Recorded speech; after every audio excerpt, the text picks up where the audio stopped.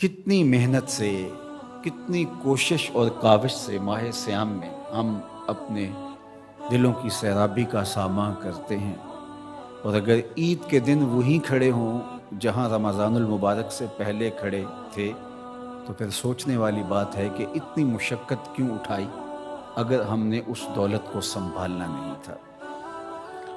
تو اس لیے اللہ سے یہ دعا مانگیں، ربنا لا تزغ قلوبنا بعد اذ ہدیتنا، اللہ ہدایت کے بعد ہمارے دلوں کو دوبارہ ٹیڑھا نہ کر دینا۔ روشنی کے بعد جب اندھیرا پھیلتا ہے تو وہ زیادہ گہرا ہوتا ہے، ہدایت کے بعد جب دوبارہ گمراہی کے اندر بندہ گرتا ہے تو وہ گمراہی زیادہ شدید اور سخت ہوتی ہے اور دلوں کو اجاڑ دیتی ہے۔ اس لیے اللہ سے ہدایت طلب کریں، اور یہ ہمارا وظیفہ ہے ہر روز، ہر نمازی ہر نماز کی ہر رکعت میں اصالتاً یا وقالتاً عرض گزار ہوتا ہے اہدنا الصراط المستقیم۔ یہ وہ چیز ہے جو ہم روز مانگتے ہیں، لیکن اس مانگی ہوئی چیز کو، جس کو ہاتھ باندھ کے جھولی پھیلا کے طلب کیا، آوازیں لگا لگا کے جس کو حاصل کیا، اس کو پھر یوں ہی نہیں چھوڑ دیا جاتا، قیمتی چیز کی حفاظت کی جاتی ہے۔ تو یہ جو دولت ماہ سیام میں اللہ نے ہمیں نصیب کی، اس کو روحوں میں جذب کرنا ہے، اس کو باطن میں اتارنا ہے، تاکہ ہمارے دل سیدھے ہونے کے بعد دوبارہ ٹیڑھے نہ ہو جائیں، اور پھر وہی اندھیرے، وہی گمراہیاں، وہی ہماری زندگی کے تیور اور لچھن ہمارے لیے بربادی کا پیغام لے کر آئیں اور ہم اپنی خواہشات کے اسیر ہو کے رہ جائیں۔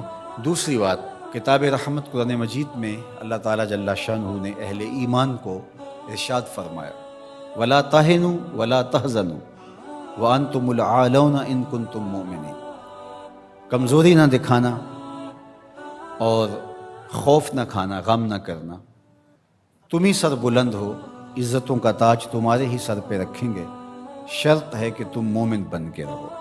تو اللہ تعالیٰ جل شانہ کا یہ نظام ہے، تو اس نظام کے تحت ہمیں ہمیشہ اپنی ہمتوں کو مجتمع رکھنا چاہیے، اور ہمیشہ اسلام کے دیے گئے ضابطوں کے مطابق اپنے آپ کو ڈھال کر کے زندگی بسر کرنے کا عزم کرنا چاہیے۔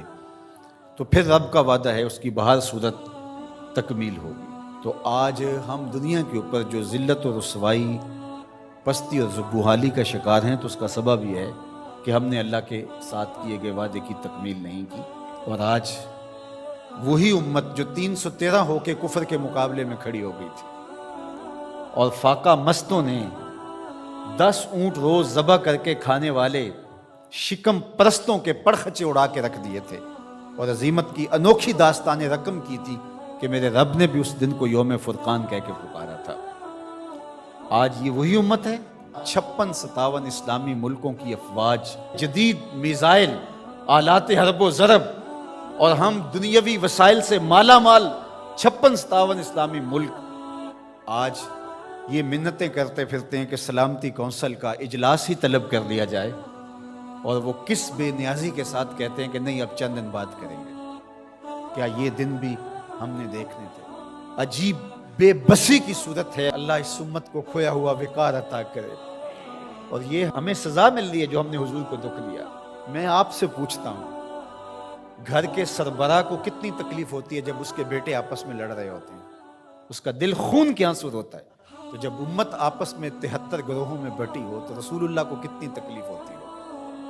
گنبد خضرا میں حضور کتنے دکھی ہوتے ہوں؟ تنکا تنکا کر کے حضور نے یہ امت جوڑی تھی، تنکا تنکا کر کے کتنی اذیتیں کاٹی تھی حضور نے اس امت کے لیے۔ مختلف مزاجوں کے لوگ کو ایک امت بنایا تھا حضور نے۔ سلمان فارس سے آئے تھے، سہیب روم سے آئے تھے، بلال حبشے کے تھے، حضرت ابو بکر و عمر مکے کے تھے، حضرت سعد مدینے کے تھے، کہاں کہاں سے لوگ آئے، ان سب کو جوڑ کر کے ایک مزاج دیا، اور وحدت کی لڑی کے اندر اس امت کو پرو دیا۔ یہ امت واحدہ بنی، سب کا درد سانجھا ہو گیا۔ تو کتنی حضور کو ہم نے اذیت پہنچائی، 73 گروہوں میں بٹ کر کے، 57 ٹکڑیوں میں تقسیم ہو کر کے۔ اس لیے ہمیں ایک تو پختگی کے ساتھ دین کے بتائے ہوئے اصولوں پر کاربند ہونا پڑے گا، اور دوسرا ہمیں حقیقی معنی کے اندر امت واحدہ کے تصور کو اجاگر کرنا ہوگا، پھر انشاءاللہ راستے ملیں گے۔ اللہ اپنے بندوں کو کبھی بھی تنہا نہیں چھوڑے گا۔ باقی رہی بات القدس کی آزادی کی اور کشمیر کی آزادی کی، یہ سزائیں ہمیں دیکھنا پڑ رہی ہیں کہ ہم اپنی آنکھوں سے یہ اذیتیں دیکھ رہے ہیں، لیکن یہ امت مسلمہ کا مقصوم ہے کہ قدس کے اوپر بھی جھنڈا میرے حضور کا ہوگا اور سری نگر میں بھی جھنڈا میرے حضور کا ہوگا۔ کائنات کی ایک چھت بھی ایسی نہیں ہوگی جس چھت پہ میرے حضور کے نام کا جھنڈا نہیں ہوگا۔ انشاءاللہ وہ وقت آنے والا ہے، ہم اگر یہ کام نہیں کر سکے تو ہماری نسلیں کریں گی، اور اپنی نسلوں کو تیار کرو اس ساکر امام مہدی کے ساتھ کھڑا ہونے کے لیے، ان کے دل میں یہ جذبہ پیدا کرو۔